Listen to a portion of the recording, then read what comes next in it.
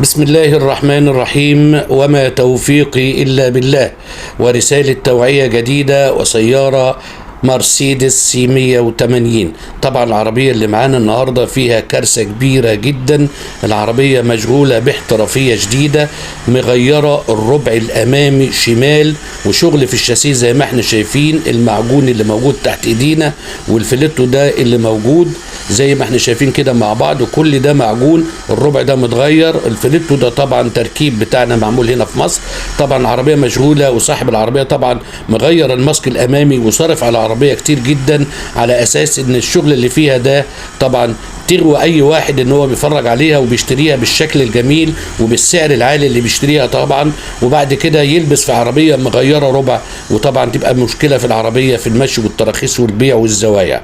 طبعا الكلام ده احنا اكتشفناه واحنا بنفحص العربيه. التقرير معانا اتضح ان مغيره الماسك الامامي بالكامل، واتضح ان هي مغيره فرد الشاسيه الاماميه شمال. كان معكم عبد الوهاب الخطيب من مركز الخطيب لفحص السيارات بمدينه نصر.